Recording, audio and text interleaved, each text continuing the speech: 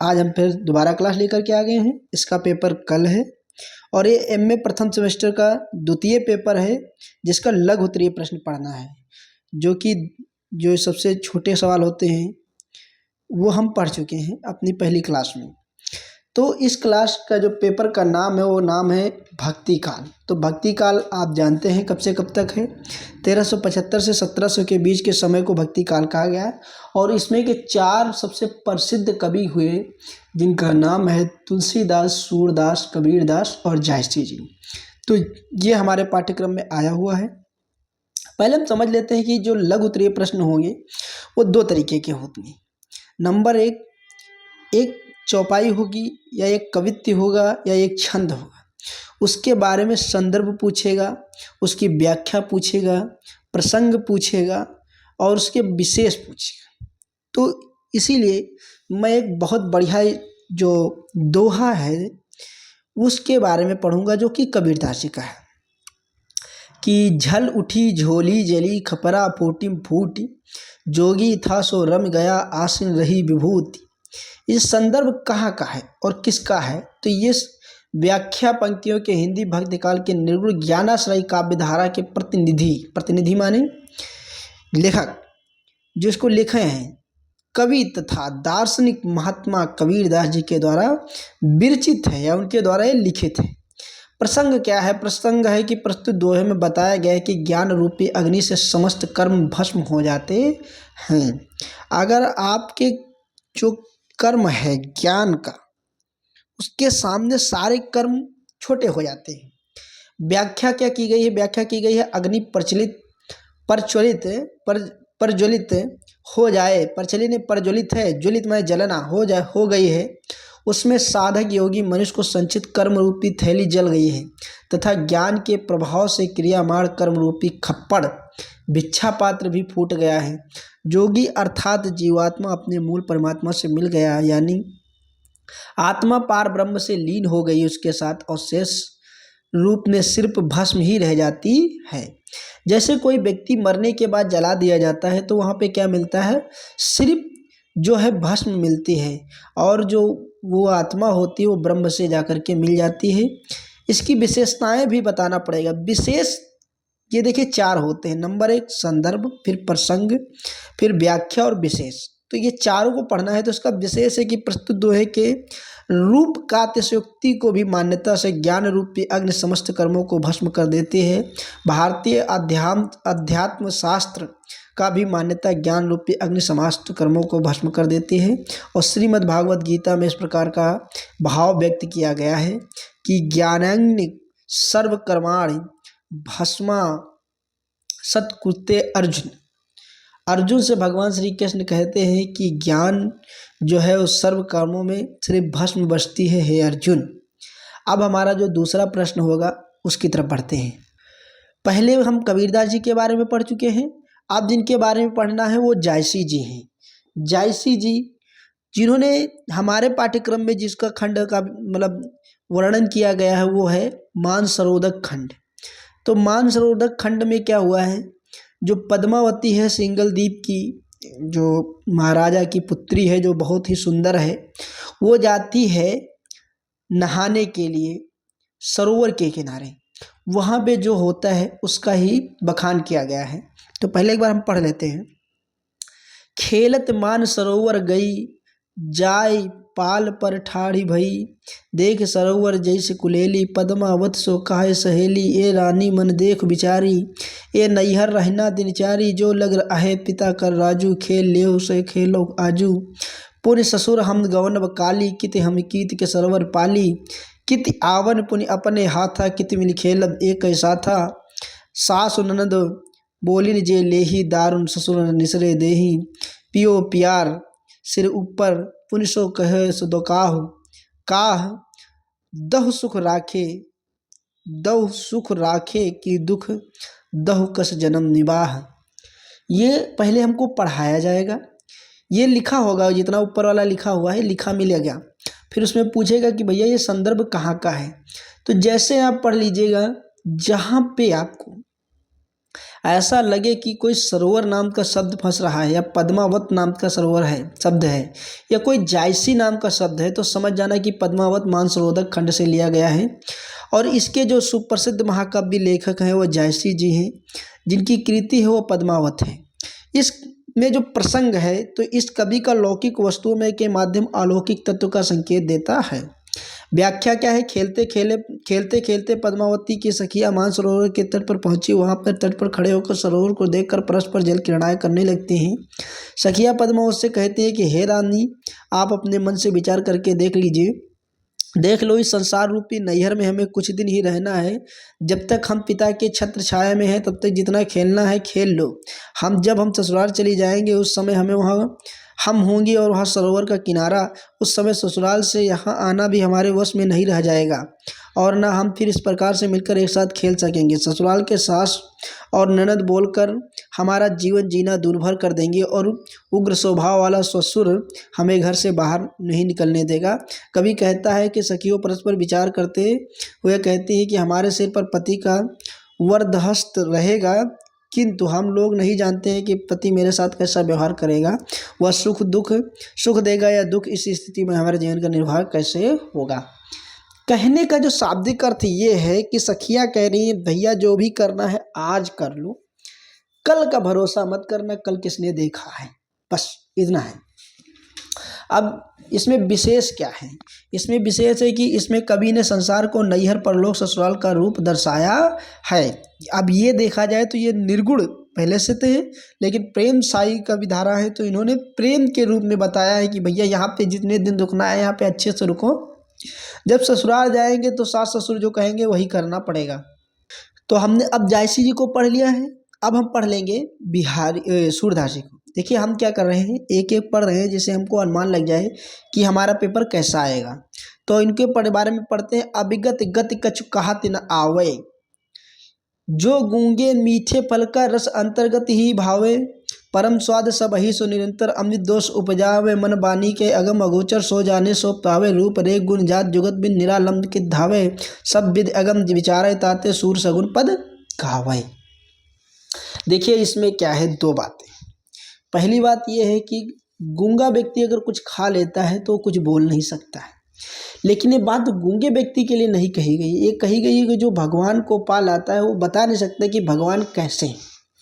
तो पहले हम संदर्भ लिखते हैं कि संदर्भ लिखेंगे व्याख्याय पद कृष्ण भक्ति शाखा के प्रमुख कवि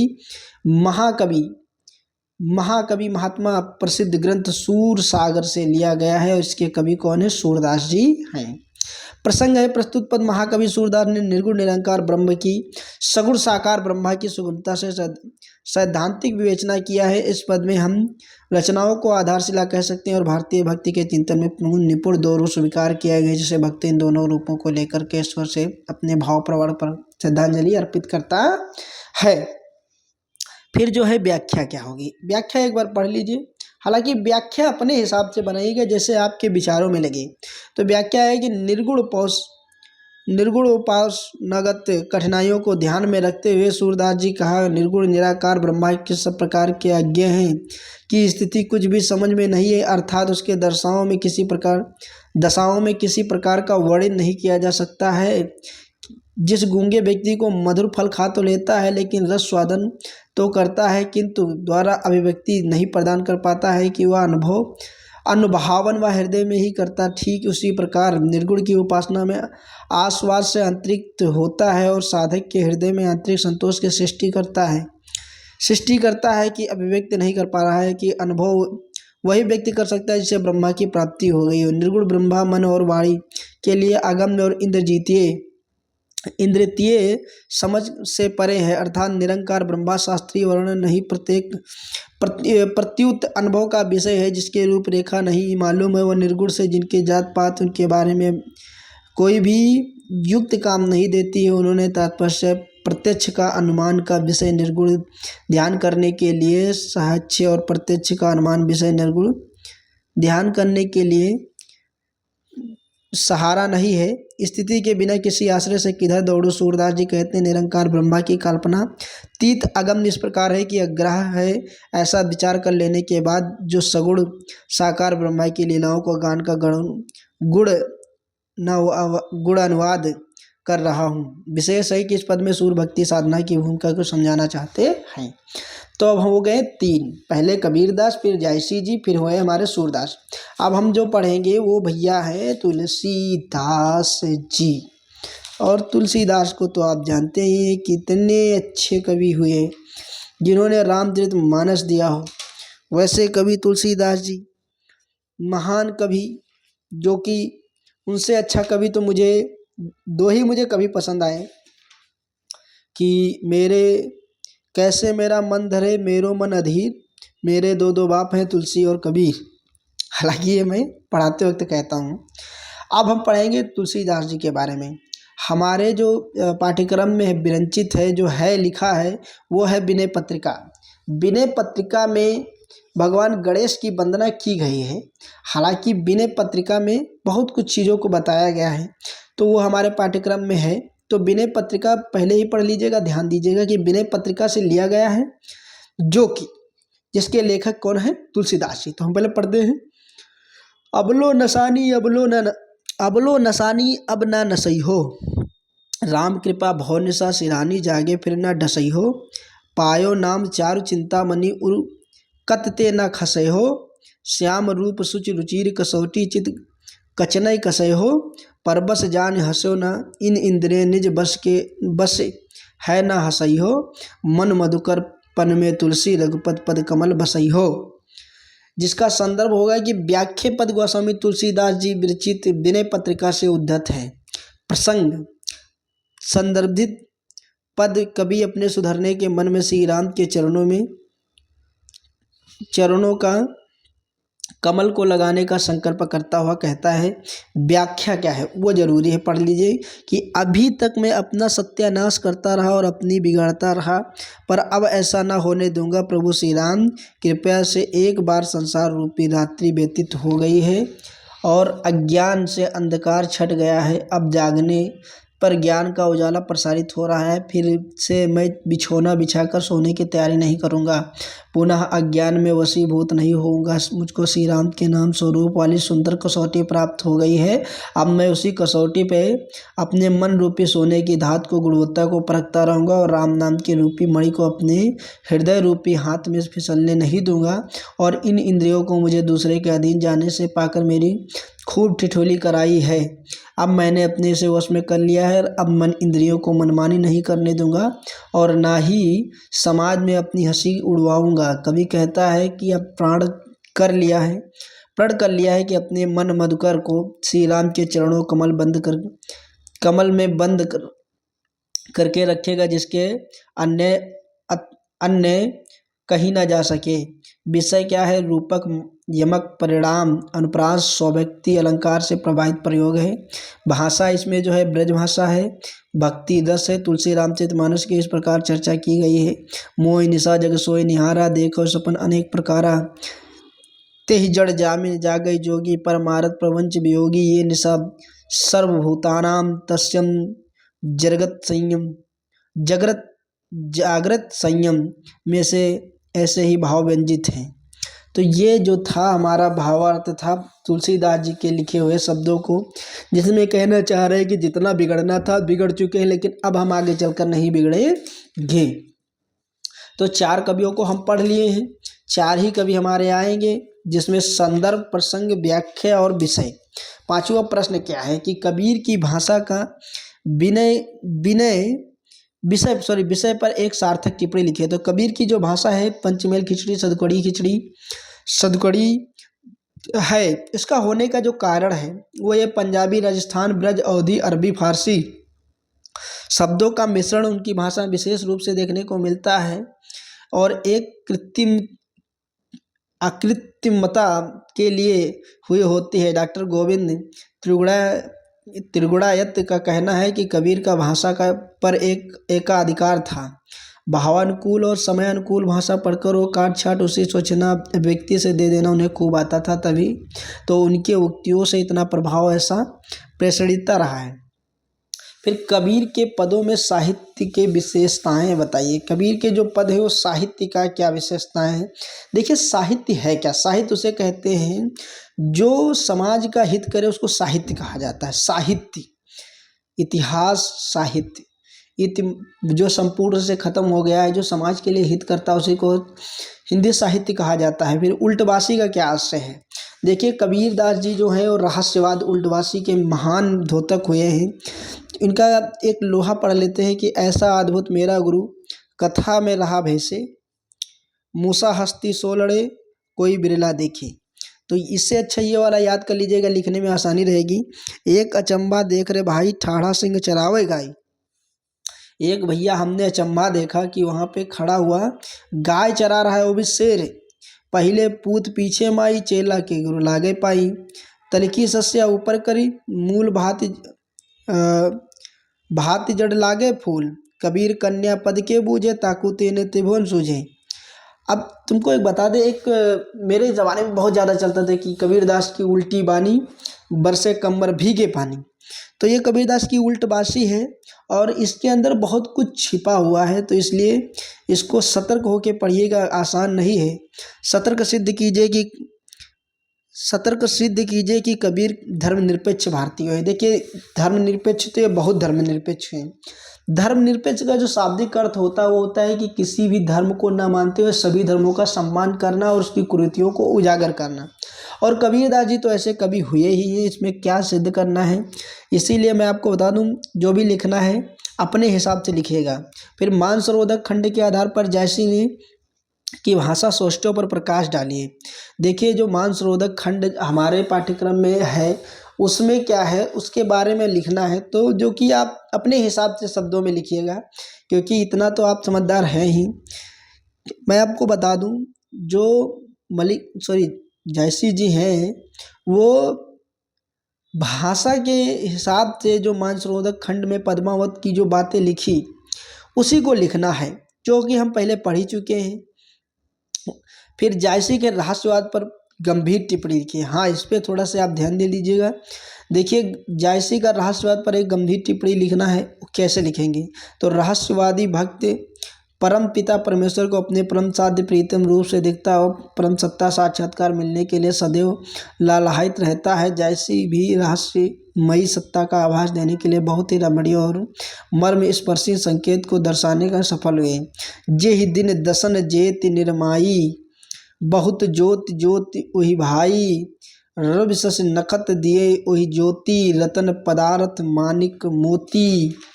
ये लिखते हैं ऐसे, और जिसके बारे में समझाना चाह रहे हैं कि जो सारा संसार है, सारे संसार में रहस्यवाद छुपा हुआ है। फिर सूफी शब्द का अर्थ स्पष्ट करते हुए सूफी का विधारा की दो विशेषताएं बताइए।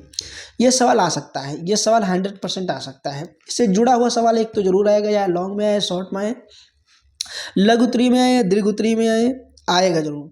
तो सूफी शब्द अनेक शब्दों से परिचय के प्रत्येक अर्थ अलग अलग महत्व रखता है। उसके संबंध में निम्नलिखित विचारधाराएं हैं। कुछ विद्वानों में सूफी शब्द सूफ का शब्द सूफ या सफ अगली पंक्तियों से खड़े हुए लोग से निकला हुआ है। कुछ विचारकों ने मदीना के मस्जिद के सामने सूफा चबूतरे पर बैठने लोगों को सूफी माना है। सूफी साहित्य के विद्वानों में सूफी शब्द का अर्थ होता है पवित्र शुद्ध आचरण से जोड़ा। सूफी शब्द का सूफिया ज्ञान से भी जाना जाता है। फिर सूफी शब्द के अर्थ के संबंध में महत्वपूर्ण मत उन लोगों ने जिन्होंने सूफी शब्द के संबंध में सूफ अर्थात ऊन से जोड़ा को उदाहरण के सूफी मोटे ऊन कपड़े पहनते थे। फिर इनके जो दो महान कवि हुए, तो सूफी के प्रमुख उद्देश्य प्रेम उद्दत वर्णन करके मानवतावादी स्वरूप को स्थापित करना। सूफी काम की प्रमुख विशेषता है प्रेम प्रधान और साधना पर बल देना है। प्रेम के प्रधान पर साधना पर बल देना है। फिर पद्मावत के मानसरोधक खंड में सौंदर्य निरूपण पर प्रकाश डालिए। तो पद्मावत मैं मानसरोधक खंड के बारे में बता दूं कि वो पहले से पढ़ चुके हैं। ये आपको वहाँ पे लिखना होगा, ये उदाहरण देते हुए कि सरवर तीर पद्मिनी आई, खोपा झोर केस मुकुलाई, ओनई घटा परी जग छाहा, सस के सरल लीन जनुहर रहा, बेनी छोर झार जो बारा, सरग पतार होई अधियारा, जग डोले डोलत नैनाहा, उलट अडार जाहे पल महा, नैनन जो देखन कवल भा, निर्मल नीर शरीर, हसत जो देखा हंस भा, दसन ज्योत नगहीर। सरवर रूप विमोहा ये हीरो रे करे, पाए छुए मुँह को पाओ तो मिस लहरे दे। ये जो है वो मानसरोवर खंड के अंतर्गत आप लिख सकते हैं अच्छे तरीके से। फिर सूरदास का वियोग वात्सल पर प्रकाश डालिए। देखिए सूरदास जो है ये ऐसे कवि हैं, इनको पुष्टि मार्ग का जहाज विट्ठल नाथ ने ऐसे ही नहीं कहा था, क्योंकि इनके अंदर वो छवि है कि ये कुछ भी लिख सकते हैं, कैसे भी लिख सकते हैं। तो जैसे कि महाकवि सूरदास वात्सल के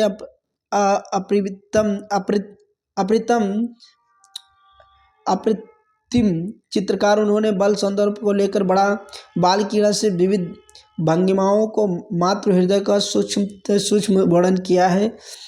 वो बहुत ही गहराई की बातें करते हैं।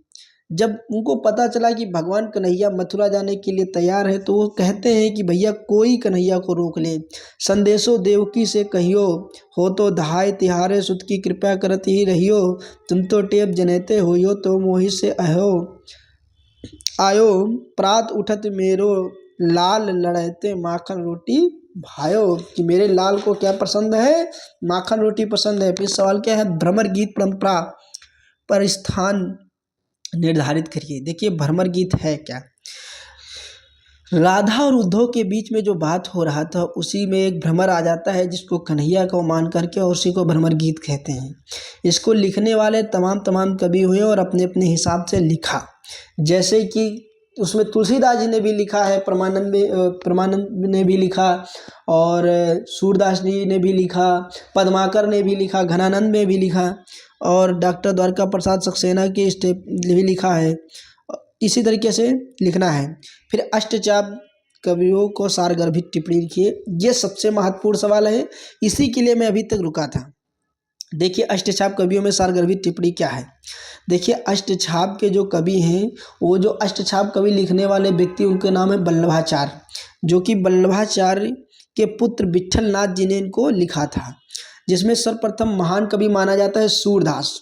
सूरदास जी का जो जन्म हुआ 1540 लगभग दिल्ली के निकट, अब सीही गांव लिखिए या रुनकाता नाम लिखिए, ये जन्मांध होने के विषय में अनेक मत हैं।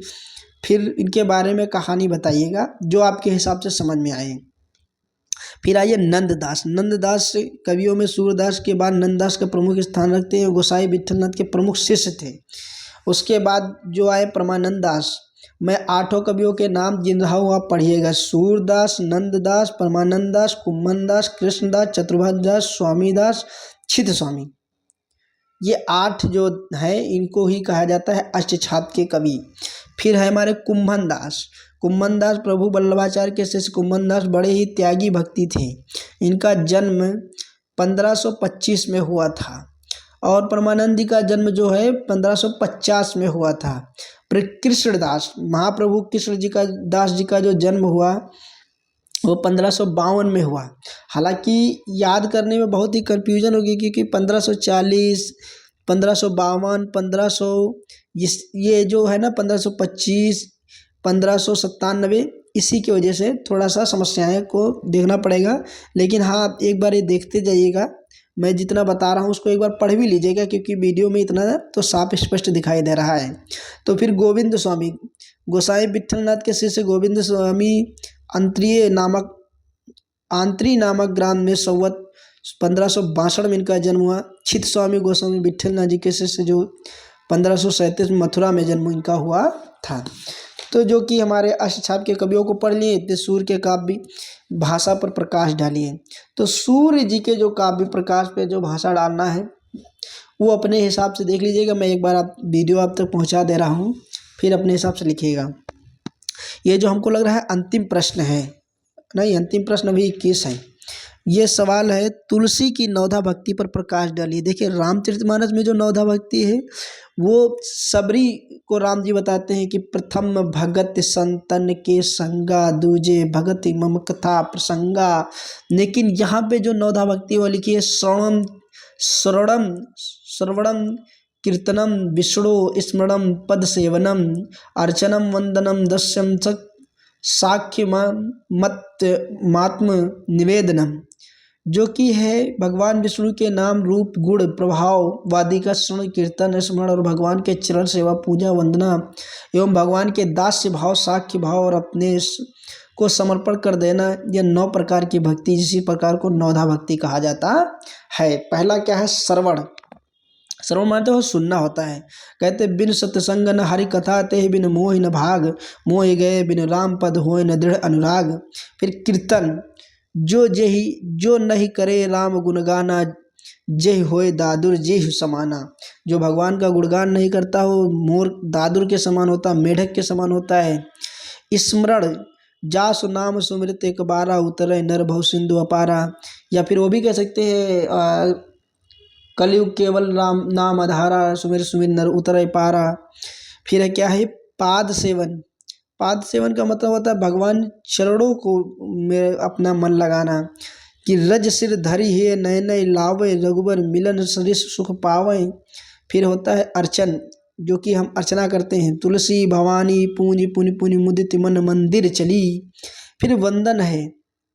मानस विनय पत्रिका में भगवान श्री वंदनाओं की स्थिति से भरमार है। या विनती रघुबीर गोसाई, अब विश्वास भरोसो हरे जिये से डरताई। फिर दास्य भाव, सेवक सेव्य भाव बिनु, बहुते तरे उर्गारी, गारि भजो राम पद पंकज, अस सिंधई विचार। सिद्धांत विचार। फिर शाखा भाव, जो भगवान को अपना मित्र बना ले उससे फिर कौन जीत सकता है। फिर आत्मनिवेदन, जाओ कहाँ तज चरण तुम्हारे, जाको नाम पतित पावन, जग के अति दीन प्यारे। फिर तुलसी की भाव सबलता पर सार ग्रहित कीजिए। तो कहने का मतलब है कि उनका जो भाव है, सबलता है, वो कैसा है उसके बारे में बताइए। तो ये नीचे पढ़ लीजिएगा, इनका जो उदाहरण है उसी से काम चल जाएगा। अबते रति तो नाथ कर हुई है नाम अनंग, बिन बाप व्यापय सबय मुनि सुनि निज मिलन प्रसंग। जब जदुवंश कृष्ण अवतारा, हुई है हरन महा नहीं भारा, कृष्ण तनय हुई है पति तोरा। बचन अन्यथा होय न मोरा, रति गवनी सुनि शंकर बानी, कथा अपने सब कहो बखानी। एक बार क्या था, भगवान शिव जी की पत्नी जो अग्नि में भस्म हो गई थी, उसको उठाकर भगवान शिव शंकर जी तमाम जगहों पर घूम रहे थे। तो विष्णु जी उनका शरीर काट दिया था। शरीर काटने के बाद ये राम नाम में जुट गए। तो उनको जगाने के लिए कामदेव और रति आए थे, जिसमें कामदेव मर जाता है। उसी को बताते हुए भगवान भोले बाबा रति को बताते हैं कि जब कृष्ण जी के वंशज से जो लड़का होगा उससे आपको मिलेगा, उसी को कामदेव कहते हैं। फिर ये बाणासुर की बिटिया बनती है और लंबी कहानी है। तन छार ब्याल कपाल भूषण, नगन जटिल भयंकरा, संग भूत प्रेत पिशाच जोगन, विकट मुख रजनीचरा, जो जियत रही है बरात देखे पुण्य बढ़ते, ऐसे कह सही देखे से उमा विवाह, घर घर बत अस लड़कन कही। कहने का ये जो प्रसंग है भगवान शिव शंकर के विवाह का प्रसंग है।